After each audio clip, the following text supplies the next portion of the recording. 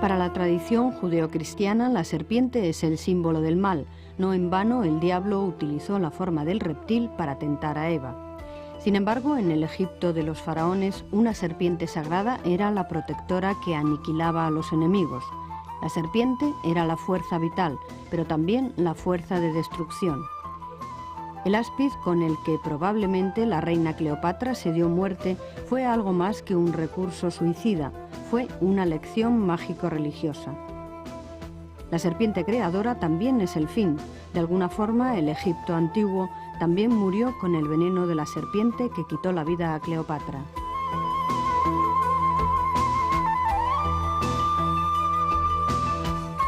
Buenos días. Acompañada, como siempre, de mi colaborador, Óscar Muñoz. Buenos días, Óscar. Buenos días. Vamos a hablar de un tema que ha sido casi el fundamento de mi investigación, que es la serpiente en el mundo antiguo, y además la serpiente como elemento mágico, animal mágico.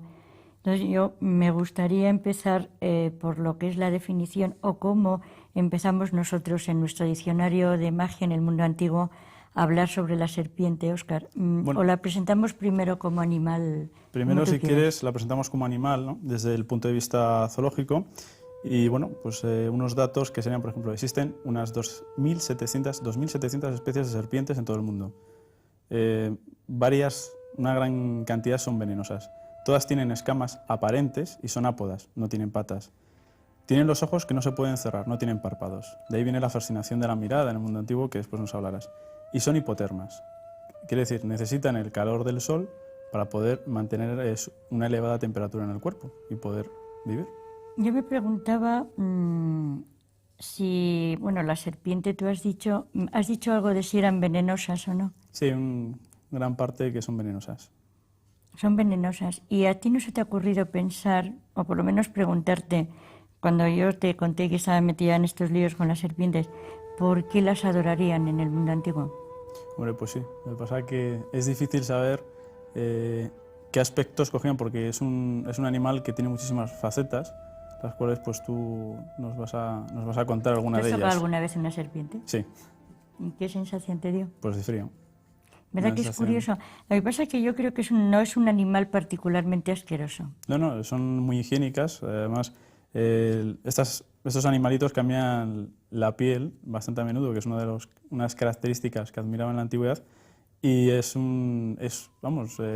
protege, por ejemplo, los graneros de roedores, se los come, y es un animal que en la antigüedad la tenían como protectora de los almacenes y como un método higiénico, además de bufanda para el veranito en Grecia, que hace mucho calor. Sí, eso te lo contaba yo porque a mí me llamó mucho la atención, precisamente, no sé si nuestros telespectadores sabrán que hay regiones de Grecia donde la utilizan en vez de gato, para los ratones tienen serpientes, y a mí me llamó precisamente la atención en Epidauro me parece que fue, que sabes que hay un gran santuario de Esculapios, el dios griego de la medicina, que precisamente lleva la serpiente, su animal acompañante, va con una vara en la mano y la serpiente está enroscada, ¿no?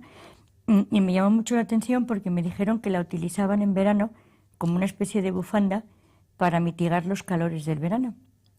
Ahora yo toda mi manía fue conseguir una serpiente para ponérmela de bufanda y tengo una foto precisamente en Bangkok con la serpiente.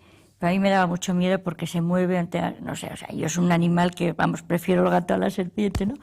En fin, si te parece, nos lees, por favor, lo que es la introducción de lo que es la serpiente en el diccionario que hicimos tú y yo de magia.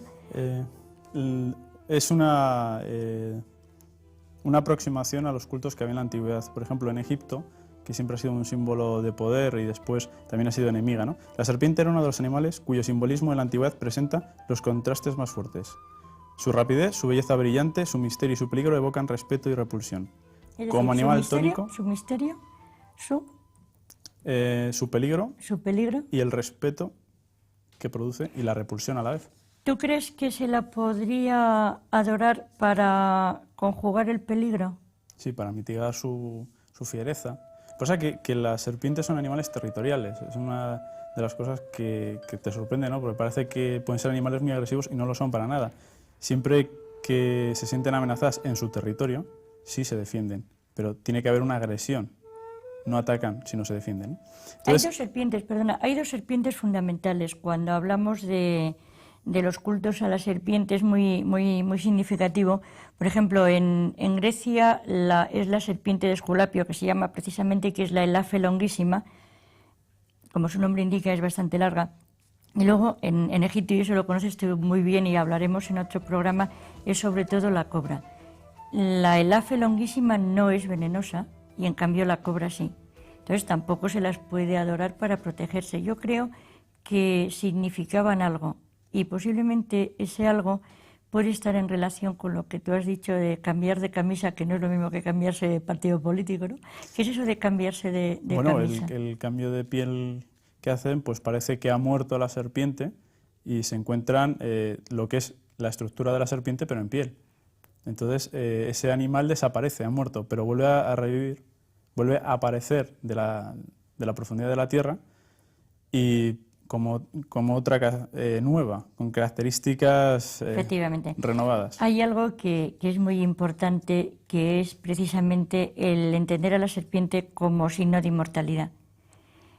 Como signo de inmortalidad porque se pensaba que era un animal que moría y resucitaba, y yo creo que esto está en consonancia con los cultos antiguos, donde no solamente se adoraba a los dioses, sino que además se pretendía que el fiel se identificase con esas divinidades y resucitar como resucitaba todos los años la serpiente. Con lo cual, la primera conclusión que podríamos sacar en este programa es que la serpiente significa inmortalidad.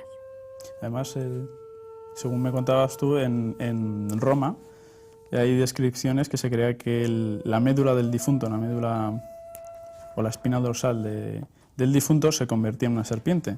Y aparecen numerosas representaciones. Parece que en la casa de los Betti hay un mural que representa, es un animal directamente funerario. En la casa de los Betti efectivamente aparecen los lares y luego aparece una serpiente, además muy grande, y es una serpiente que se identifica con el alma de los antepasados, con el abuelito en forma de serpiente, ¿no? Y es muy curioso porque nuevamente, además lo recogen Plinio y Elieno, recogen que la serpiente se convertía en la tumba, al revés, la médula ósea, sí, o la serpiente, perdón, la médula espinal se convertía en una serpiente. Y yo pienso que eso se debe a que en las tumbas se hacían libaciones de leche y miel, entonces acudían serpientes y se pensó que era una forma de inmortalidad. Aquí, por ejemplo, tengo en la definición del diccionario la invención de cultos, por ejemplo, el de Alejandro de Abonoteico. Eso es muy bueno. Que es muy interesante, cuéntalo. Sí, Alejandro de Abonoteico pues era un pretendido mago. Yo nunca me meto si era de verdad mago o no, porque la magia es una cosa muy difícil pues de determinar o de diagnosticar su veracidad o no, ¿no?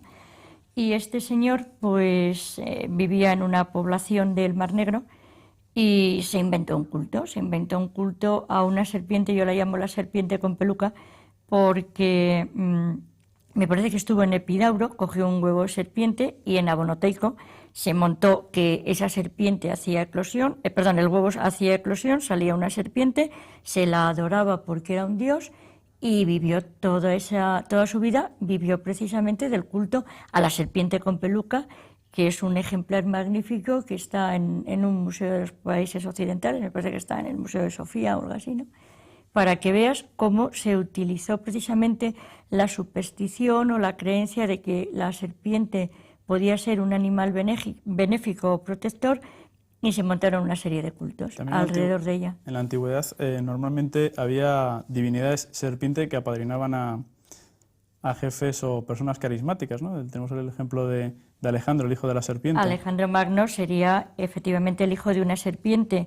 Es muy curioso porque también o es algo natural o es algo que se montó su madre Olimpia, que tenía que ser una epirota de buen humor, entre comillas, porque a nadie se le ocurriría en su sano juicio, yo no diría nunca que mis hijos son hijos de una serpiente, ¿no?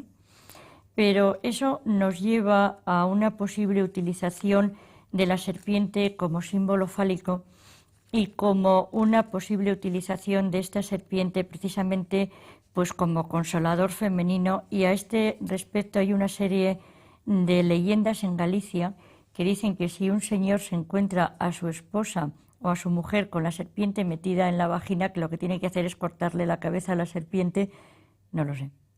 Con lo cual, pero me llama la atención por eso, porque unas veces la serpiente es el poder femenino de la tierra, pero a veces aparece la serpiente como en forma de falo, siendo como si estuviésemos hablando de una mujer con órganos masculinos. Andrógino. Efectivamente, con lo cual tendríamos que volver a la teoría de María Gimbutas, que era una investigadora que ya murió hace unos años, yo tuve el placer de conocerla, y ella decía que antes de todas las sociedades históricas que nosotros conocemos existía una divinidad neolítica o anterior incluso a los cultos neolíticos, que sería la Gran Madre Tierra, que era andrógina, con lo cual sería una divinidad teóricamente femenina, pero que tuviese órganos de reproducción masculinos, con lo cual pues es una cosa que tendría también muchas connotaciones y que tendríamos que hablar durante muchísimo tiempo, ¿no? También tiene una connotación de adivinación, ¿no? En Grecia.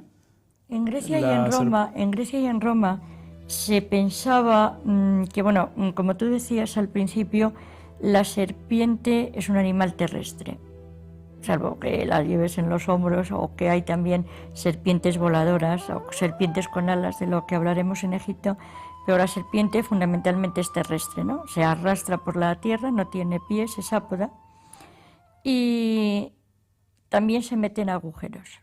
Al meterse en agujeros y pensar que está en relación con esa madre tierra, también se pensaba que estaba en relación con los difuntos, y los difuntos en el mundo antiguo conocen el futuro, con lo cual, lógicamente, animal que se mete en debajo de la tierra está en relación con esos difuntos y conoce también el futuro, por lo cual se la utilizaba en ritos de adivinación, y entonces también la encontramos en Grecia, precisamente en Delfos, como la serpiente pitón, a la cual sustituye Apolo, que es pero yo creo que es bastante anterior, lógicamente, la serpiente pitón que los cultos de Apolo, porque es precisamente lo que yo decía antes, es expresión precisamente de los poderes adivinadores, proféticos y fertilizadores de esa madre tierra que a mí tanto me gusta hablar de ella.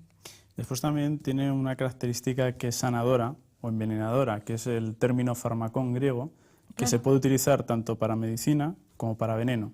Entonces tenemos el culto a Esculapio, que es sanador, y después, por ejemplo, en Egipto hay unos sacerdotes de una serpiente que son también médicos, porque salvan de las picaduras de esa serpiente en concreto. Entonces nos encontramos, claro, esa ambivalencia de puede ser peligrosa, pero también puede ser sanadora.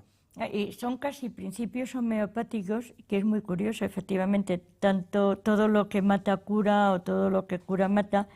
Y precisamente yo he visto la Snake Farm de Bangkok, que utilizan el veneno de las serpientes, es tremendo, utilizan el veneno de las serpientes para inocularse. Aparte de que creo que también cuando se habla de manipuladores de serpientes, la gente no va precisamente a coger una serpiente pues sin prepararse. O sea, yo creo que cuando vemos pues la gente que las utiliza y que las coge en Bangkok, incluso que participan en espectáculos, están inoculados bastante, o sea, se están inoculando veneno continuamente de forma que están inmunizados. Porque si no, pienso que tienen que morir pues completamente. O sea, me parece que por el veneno de una cobra se puede morir en segundos por un par de minutos. Claro. También, por ejemplo, tenemos aquí Ágato Daimón, o el buen espíritu protector entre otros lugares de Alejandría, y tiene forma de serpiente, o sea que además es protectora de ciudades, ¿no? Es decir, la serpiente, al protegerse contra ella, la utilizan como amuleto. Entonces es el espíritu del lugar, y como se le identifica con una divinidad protectora, pues es el Agotadeimon o buen espíritu, que te acuerdas cuando vimos cómo eran las catacumbas aquellas de Alejandría. Sí. Pues toda la tumba está llena precisamente de serpientes, y además hay unas serpientes muy bonitas que son precisamente Isis Termutis y Osiris Agatodeimon, y son las dos divinidades egipcias en forma de serpiente. con lo cual volvemos a encontrarlas como serpientes lógicamente benéficas y protectoras. Por ejemplo, ya dentro de lo que se llama cultura egipcia, en el antiguo Egipto, hay una serpiente, se llama Renenutet, que es la diosa de la montaña, la necrópolis tebana, del Valle de los Reyes. Es aquella que ama el silencio, efectivamente. Las serpientes son sordas, no tienen la capacidad auditiva, y entonces cuando dicen que son encantadas por la música, realmente no son encantadas por la música, son por el movimiento del flautista. Efectivamente, y eso es muy curioso porque no suele saberse que las serpientes son sordas.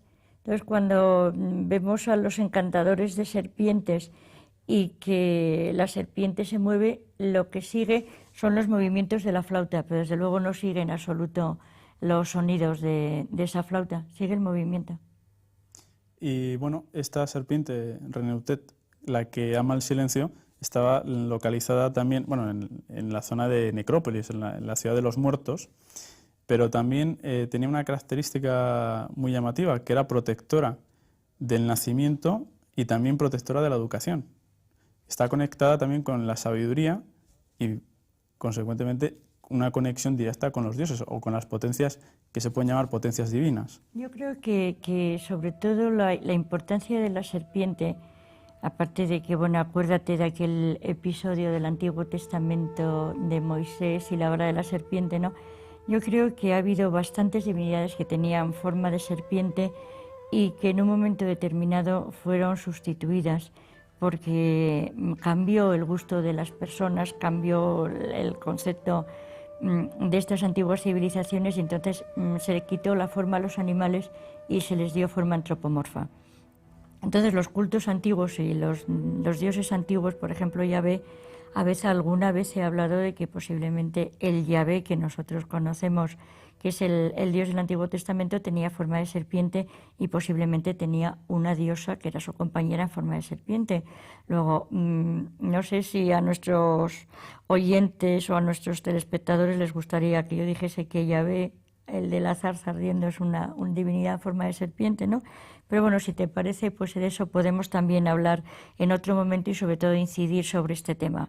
Yo llegaría a la conclusión de que la serpiente es un animal muy bueno, que se ha utilizado en la magia y de que sobre todo es un animal positivo. ¿Tú con qué terminarías para hacer propaganda de la serpiente? Que además, como ves, yo la llevo colgada y es un animal que me resulta bastante simpático. Hombre, para mí tiene características buenas y malas, según cómo se mire o según contra quién se mire. Y la verdad es que, por ejemplo, que el tema que más me gusta a mí, en el cual me he centrado, que es la serpiente en Egipto, tiene una cantidad de aplicaciones. Es protectora del trono, es protectora del faraón, es la que vigila el territorio. Es un animal territorial que protege el territorio de Egipto. Pues si te parece, terminamos hoy aquí este programa, este breve programa de introducción a la serpiente y a toda la importancia que tiene la magia y en las religiones antiguas. Te agradezco muchísimo que me hayas acompañado como siempre y aprovecho pues para hacer otra vez propaganda de este bicho a veces tan asquerosito que te puede pegar un susto, pero que en el mundo antiguo tuvo muchísima importancia. Era un animal que sobre todo significaba vida, nunca muerte. Entonces espero poderlo demostrar en otro momento. Muchas gracias.